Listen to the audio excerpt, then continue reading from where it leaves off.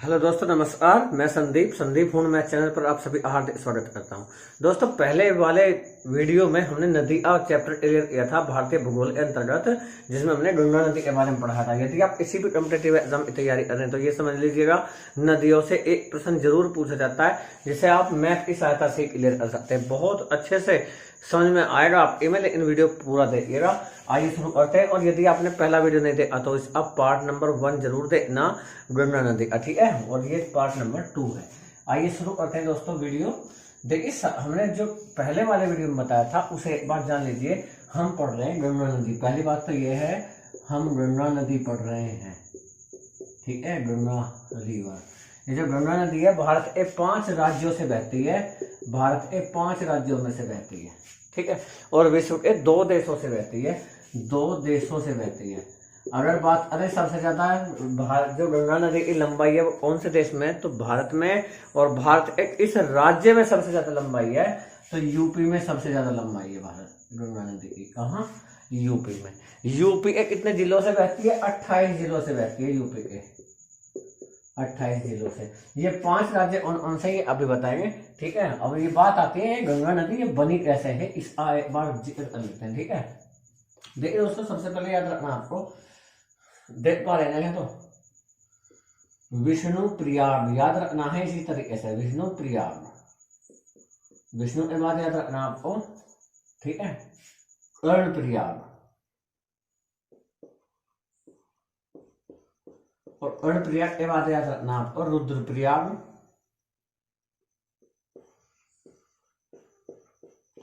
और इसके बाद याद रखना देव प्रयाग, ठीक है। यानी विष्णु प्रयाग में 2 नदियां आकर मिलती हैं। ये समझ लीजिए, इतनी नदियां आकर मिलती हैं, 2 नदियां आकर मिलती हैं। और दोनों के नाम है, एक का नाम सेम यही होगा, विष्णु गंगा, ठीक है। और दूसरी का नाम है धौली गंगा। याद रखना आपको, धौली गंगा। इतना तो देख पा रहे हैं ना आप लोग? चलिए थोड़ा सा इसे ऊपर कर देते हैं ताकि आप देख पाए। ओके, ठीक है। कर्ण प्रयाग में अब जैसे ही ये दोनों नदियां मिलती हैं, विष्णु गंगा और धौली गंगा मिलती हैं, तो इस संयुक्त धारा कहलाती है अलकनंदा। अलकनंदा कहलाती है, याद रखना, ठीक है। विष्णु गंगा और धौली गंगा मिल जाती है तो क्या बन जाती है? अलकनंदा। लेकिन इस अलकनंदा नदी में कर्ण प्रयाग में एक नदी और मिल जाती है। ये अलकनंदा का नाम कहां पर पड़ा है? ये तो इन दोनों के मिलने से ही नाम पड़ा है। कहां पर? विष्णु प्रयाग में। याद रखना, अलकनंदा कहां पर बनी है? विष्णु प्रयाग में। कर्ण प्रयाग में क्या हुआ? कर्ण प्रयाग में अलकनंदा में नदी और मिल गई, नाम है पिंडार नदी। इसे मिटा देते हैं, बाद में बना देंगे, पिंडार नदी, ठीक है। रुद्र प्रयाग में देखिए, अलकनंदा तो रहेगी ऐसे की ऐसे ही सभी जगह, अलकनंदा, ठीक है। और अलकनंदा में आकर मिल जाती है मंदाकिनी। मंदाकिनी आकर मिल जाती है अलकनंदा में, ठीक है। ये जो देव प्रयाग है इसमें अलकनंदा तो रहनी है ऐसी की ऐसी, अलकनंदा। और अलकनंदा में आकर मिल जाती है भागीरथी। याद रखना, भागीरथी। और जब ये दोनों मिल जाती है तो यहीं पर नाम बन जाता है गंगा। याद रखना, इन दोनों की जो संयुक्त धारा है क्या कहलाती है? गंगा कहलाती है। तो गंगा नाम कहां से बना? देव प्रयाग से। अब प्रश्न ऐसे पूछा जाता है, याद रखना, कि देव प्रयाग में कौन सी 2 नदियां मिलती है, तो बताएंगे अलकनंदा और भागीरथी मिलती हैं। प्रश्न पूछ सकता है अलकनंदा और मंदाकिनी कहां पर मिलती हैं? रुद्र प्रयाग में मिलती हैं। पिंडार नदी अलकनंदा से कहां पर मिलती है? कर्ण प्रयाग में मिलती है। इस तरीके से प्रश्न पूछा जाता है। इसे छोड़ लीजिएगा एक बार, हो गया, ठीक है दोस्तों। अब एक बात आपको याद रखना है, गंगा की बात कर रहे हैं। गंगा नदी उत्तराखंड से निकलती है यहां से, ठीक है। और ऐसे चल जाती है, यूपी में आती है, यूपी के बाद बिहार, बिहार के बाद झारखंड, झारखंड के बाद पश्चिम बंगाल। और दोस्तों याद रखना, पश्चिम बंगाल में जाते ही गंगा नदी की 2 धाराएं हो जाती हैं पश्चिम बंगाल में, ठीक है। एक धारा दक्षिण की तरफ मुड़ जाती है गंगा नदी की, और दूसरी धारा बांग्लादेश चली जाती है। याद रखना, गंगा नदी उत्तराखंड से आती है और फिर यूपी, यूपी के बाद बिहार, बिहार के बाद झारखंड, झारखंड के बाद पश्चिम बंगाल। पश्चिम बंगाल में गंगा नदी की 2 धाराएं हो जाती हैं, एक चली जाती है बांग्लादेश और दूसरी दक्षिण में मुड़ जाती है पश्चिम बंगाल में। ठीक है, जो धारा बांग्लादेश जाती है उसका नाम भागीरथी के नाम से जाना जाता है पश्चिम बंगाल में, भागीरथी, याद रखना।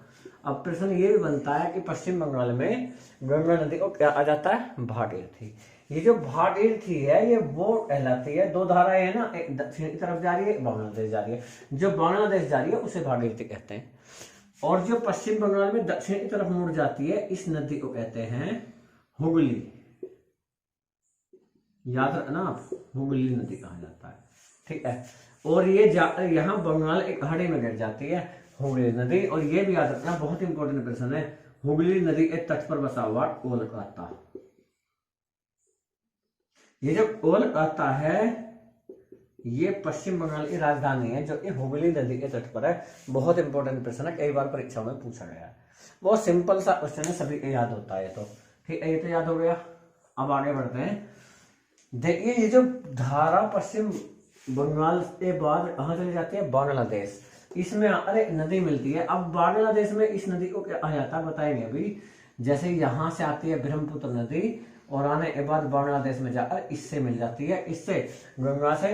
और गंगा और ब्रह्मपुत्र जब दोनों मिल जाती हैं तो इस संयुक्त धारा को कहा जाता है पद्मा। क्या आ जाता है, पद्मा। इस पद्मा नदी में गंगा, ये जो पद्मा नदी है इसी में जब दोनों की धारा मिल जाती है तब पद्मा नाम बनता है। ये है मिजोरम, ये है मणिपुर। मणिपुर से नदी निकल आती है, इस नदी का नाम मेघना, और मेघना आकर मिल जाती है इस नदी में, पद्मा में मेघना मिल जाती है। समझ रहे हैं ना। ये है बांग्लादेश, मान लीजिए यहां तक बांग्लादेश है। अब ये मेघना नदी बंगाल की खाड़ी में गिर जाती है। मेघना नदी कहां पर गिरती है, बंगाल की खाड़ी में। अब प्रश्न आता है गंगा नदी कहां गिरती है, बंगाल की खाड़ी में। ब्रह्मपुत्र नदी कहां गिरती है, बंगाल की खाड़ी में। गंगा बंगाल की खाड़ी में गिरते समय नाम क्या है, मेघना। याद रखना, मेघना। यानी इसमें जो गिरती है बंगाल की खाड़ी में वो मेघना गिरती है। ब्रह्मपुत्र या नाम नहीं बताना आपको, ना गंगा बताना, क्या बताना, मेघना। मेघना कहाँ से आई है, मणिपुर से। याद रखना आप। ठीक है, अब दोस्तों याद रखना, ये हुगली नदी है, ये है मेघना नदी। हुगली से लेकर मेघना तक ये नदी डेल्टा बनाती है। यहाँ डेल्टा का निर्माण होता है, यहाँ पर ये डेल्टा बनता है, और ये विश्व का सबसे बड़ा डेल्टा है। और इस डेल्टा को सुंदरवन के नाम से जाना जाता है, सुंदरवन। क्यों आ जाता है सुंदरवन, क्योंकि सुंदरी के वृक्ष ज्यादा पाए जाते हैं यहाँ पर। ठीक है, सबसे बड़ा डेल्टा सुंदरवन डेल्टा, विश्व का सबसे बड़ा डेल्टा। ठीक है, ये आप याद रखना। इसे मिटा दें, इसे मिटा देते हैं क्योंकि जगह चाहिए हमें थोड़ी सी। अब बात करते हैं गंगा की सहायक नदियों की। दोस्तों याद रखना, गंगा की जो सहायक नदी है, सबसे पहले याद रखना गंगा के साथ ही साथ यहाँ से नदी जाती है यमुना। हिमालय पर्वत से निकल रही है, हिमालय से यमुना, और जाकर यहाँ पर मिल जाती है गंगा में। ठीक है, एक हो गई। दूसरी यहां से जाती है, गंगा में मिल जाती है। तीसरी जाती है, गंगा में मिल जाती है। तब ये देखिए ये दायां तट है गंगा। जैसे ऊपर से आ रही है ना दिशा, ये है गंगा की, तो सीधी सी बात है ये दायां तट है। ऐसे देखेंगे ना, ये दाहिना तट है। दाहिने तट पर 3 नदी गंगा की सहायक नदी है, 3 नदियां मिलती हैं आकर। यमुना, नाम लिख देते हैं इनका, यमुना, टॉन्स और सोन। ये 3 नदी गंगा के दाहिने तट पर मिलती हैं, लिख देते हैं दाहिने ओर मिलती हैं गंगा से। ठीक है, ये दोनों यूपी में मिलती हैं, और ये जो सोन नदी है ये बिहार में मिलती है गंगा से। ठीक है, सोन नदी कहां पर मिलती है, बिहार में। ये दोनों नदी इलाहाबाद में मिलती हैं, ये बिहार में मिलती है, याद रखना। लेकिन एक प्रश्न बहुत इंपॉर्टेंट बनता है यहाँ पर, हिमालय एक कौन सी नदी दाहिने तट पर मिलती है। तो हिमालय से सिर्फ देखिए दोनों दाहिने तट पर 3 तो मिल रही है, 1 2 3। इन तीनों में से हिमालय कौन सी है? तो यमुना नदी। याद रखना, हिमालय यमुना नदी केवल एकमात्र नदी ऐसी है जो दाहिने तट पर मिलती है, बाकी ये दोनों प्रायद्वीपीय नदियां कहलाती है। ऐसी प्रायद्वीपीय नदियां। हो गया, ये तो आपका क्लियर हो गया होगा। अब बात आती है, ये यमुना है, यमुना गंगा की सबसे बड़ी सहायक नदी है, और ये जो यमुना नदी है इसकी भी सहायक नदियां याद रख लेना आप, ठीक है। चंबल, सिंध, बेतवा, केन, यहां लिख देते हैं यमुना की सहायक नदियां। कौन सी? चंबल, सिंध, बेतवा, केन, ये चारों इसकी सहायक नदियां हैं यमुना की। गंगा की सहायक नदी की बात करें तो दोस्तों, गंगा की भी ये अप्रत्यक्ष रूप से सहायक नदियां हैं, प्रत्यक्ष रूप से तो ये गंगा की सहायक नदियां। चंबल, सिंध, बेतवा, केन, ये प्रत्यक्ष रूप से यमुना की सहायक नदियां हैं, लेकिन ये चारों अप्रत्यक्ष रूप से गंगा की भी सहायक नदियां हैं। समझ गए?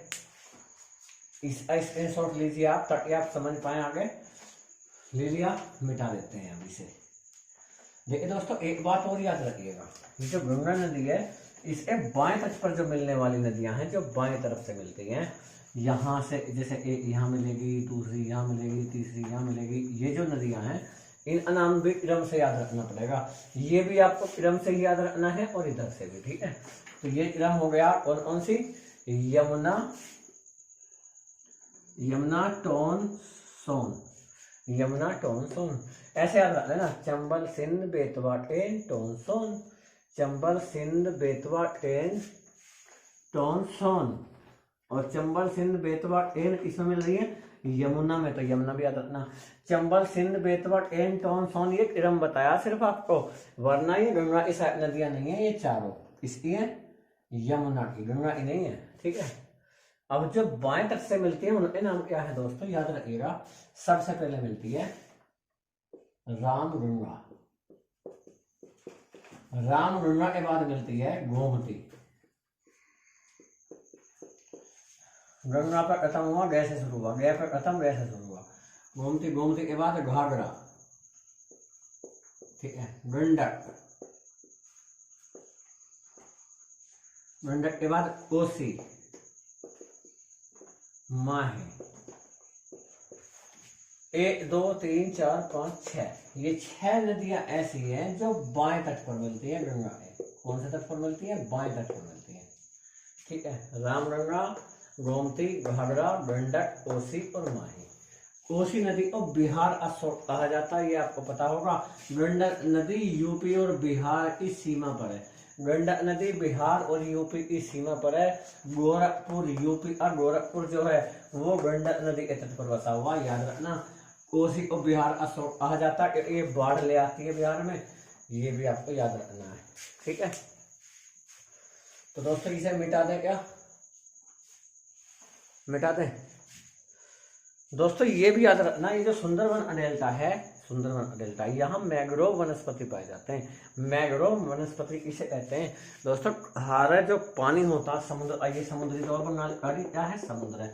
समुद्र जो हरा पानी होता है उसके तट पर, समुद्र के तट पर झाड़ियाँ सी उग जाती हैं, पौधे उग जाते हैं, और ऐसे पौधों को क्या कहा जाता है? वहाँ का पानी थोड़ा खारा होता है, नमकीन लवणीय मिट्टी पाई जाती है, वहाँ पर लवणीय जल पाया जाता है, उस जल में लवण ज्यादा होता है, ठीक है। और ये जो डेल्टा निर्माण होता है कैसे होता है, ये बाद में पढ़ाएंगे जब प्रायद्वीपीय भारत ये वाली नदियां पढ़ेंगे, जब पढ़ेंगे डेल्टा वाला। डेल्टा कहते किसे, ठीक है। तो सबसे ज्यादा मैंग्रोव वनस्पति कहाँ पर पाए जाते हैं? पश्चिम बंगाल में, उसके बाद पाए जाते हैं गुजरात में, और उसके बाद पाए जाते हैं आंध्र प्रदेश में। पश्चिम बंगाल, गुजरात, आंध्र प्रदेश। फर्स्ट पश्चिम बंगाल, सेकंड गुजरात, और थर्ड आंध्र प्रदेश। ये भी याद रखिएगा, बहुत इंपॉर्टेंट क्वेश्चन बनता है यहाँ से, ठीक है। अच्छा लग रहा ना? कैसा लगा दोस्तों आज का वीडियो? कमेंट करके जरूर बताइएगा, आपके कमेंट का हम वेट करते हैं। बहुत अच्छा लगता है जब आपके कमेंट पढ़ते हैं, क्योंकि उससे हमें भी लगता है कि आप पढ़ने वाला हमें भी कोई है। ऐसा नहीं होना चाहिए कि हम मेहनत कर रहे हो और कोई ना पढ़ रहे हो, तो बहुत बेकार सा फीलिंग होती है, ठीक है दोस्तों, यदि आप पहली बार चैनल पर आए तो चैनल को सब्सक्राइब करके बेल आइकन जरूर दबा दीजिएगा, ताकि आपको आने वाले हर वीडियो का नोटिफिकेशन समय से मिलता रहे। मिलते हैं नेक्स्ट वीडियो में, अपना ख्याल रखिएगा, बाय बाय।